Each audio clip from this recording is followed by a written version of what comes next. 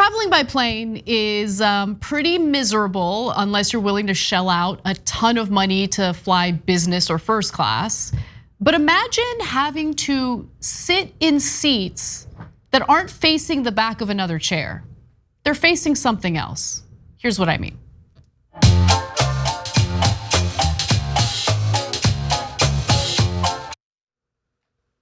Okay, so that video you just watched has garnered 7.5 million views and apparently was filmed in an airplane belonging to a regional airplane company, not, what is it called? Airline. Airline company, airline company, exactly, in Sweden, okay? So Insider did some digging and they revealed that the airline was likely Brothen's Regional Airline, or BRA.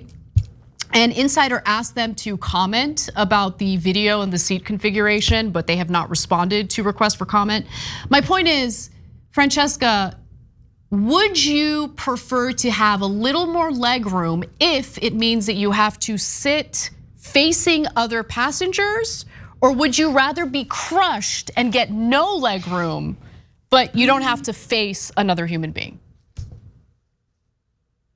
So, I mean, this crush is me, just baby. sort of Crush like, me all day. Yeah, crush How me. do you want to die? But yeah, no, there's no part. The entire way that traveling by plane is like at all bearable is the illusion of privacy. Is just that chair in front of you and your own little space. That is it. You take that away and it is claustrophobia central. It's staring at other people, it's seeing them. It's like playing footsie with that like shared foot space. No, I don't like that at all. I need my little screen, like the fat people in WALL-E, and just like beam me to where I'm going. No, but that's awful. I mean, and trains are like that. So have you ever decided to go on like a train like that? Which is not, it's not the bad. Metro is like that in LA, right? Not all of the seats, but if you ever ride the Metro in Los Angeles, there are some seats that like face each other.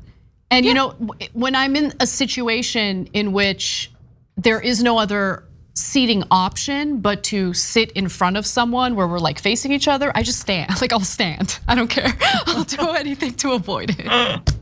I don't know what it is. It's just awkward, right? Like it's like being stuck in an elevator with strangers. You just don't know what to do. You don't know where to look. You don't want to accidentally make eye contact. Like, I don't know if I'm just being awkward, but it's not for me. It might be for other people. Well, also imagine who is facing backwards. And when you take off, are you just like suspended? I think that's reality. You're just, and then when you're landing, you're like the same that's thing. Such a good point. Like, come on, that's awful. I didn't think about that, but that is such a good point. Now, apparently BRA, this Swedish airline, isn't the only one that has tried this idea out. So apparently in 2015, Zodiac Seats France, an airplane seat manufacturer, patented a plan for a similar configuration, and news outlets simply weren't having it.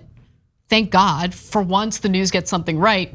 Wired called the patent a new form of hell, and the most nightmarish idea for plane seating ever, while Condé Nast Traveler declared that the arrangement will haunt you forever.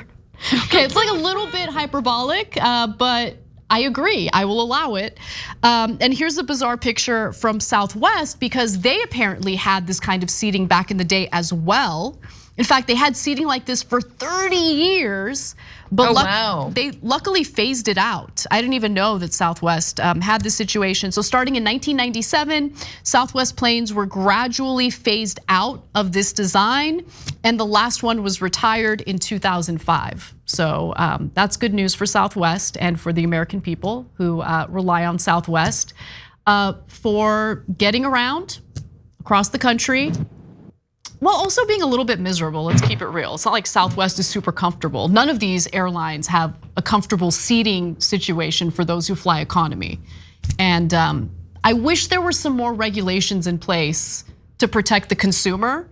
Like the worst airline practice, in my opinion, is the fact that they purposely oversell tickets for each flight. And if you're the last one to get there, even like to get to the gate, even if you're there early, they've given your seat away. It's over. You paid for a product that is not guaranteed. And then they drag you out by your arms. I mean, I did not know that United was so bad. It's, every time you get into an airline discussion with anyone, there's always turf around like which one is the least bad, and people like they go to bat for, no, United's okay, or American's the worst, or this one, and they're all bad. They're all greedy MFers. They're all just like, they are just taking and taking and taking whatever they can from us and charging everything. I fly American a lot. I mean, I used to before I had a kid, whatever. You're on a plane in economy, and then you walk towards the beginning and you're like, oh, all of the space is up here in the first 2/3 of the plane, or they have sold for a massive price all of these like, first, and then business, and then like premium, and then like super duper, and then deluxe, and then, oh my God, and it's just like half the plane is just luxury seating supposedly, while the rest of us plebes are back there just squashed like sardines. It is, what's the movie about the train? Anna, the movie about. I'm losing a lot of words today. I couldn't even remember Airline. So that's okay. Sorry, I can't help. But I hear you. Like they have created so many different tiers. Yes. Where if you just pay an extra $60, you might be able to sit in the emergency row, which gives you a tiny bit more, like a tiny bit more legroom. What's so funny is that, and then you have a massive responsibility should anything go down. Like, come on, you should get a discount for sitting there. Or my favorite, this is my favorite, where they charge you extra if you want to pick your economy seat ahead of time. Oh God. No. I just every little thing they just try to find ways to, like, it's unbearable. And the thing is, they're able to get away with it, right? There's no real regulation protecting the consumer. But to like make matters worse, I mean, if you need to get to another part of the country or another part of the world, like for work or for whatever reason, you don't have a choice. You're not gonna drive there most of the time. You don't have the time or the resources to do it. It's really frustrating. And so they're able to force this system on you because you have no other choice. Sometimes you need to fly to see your family or go on a work trip, and that's where they get you. Thanks for watching The Young Turks, really appreciate it. Another way to show support is through YouTube memberships. You'll get to interact with us more. There's live chat emojis, badges. You've got emojis of me, Anna, John, JR, so those are super fun. But you also get playback of our exclusive member-only shows and specials right after they air. So all of that, all you gotta do is click that join button right underneath the video. Thank you.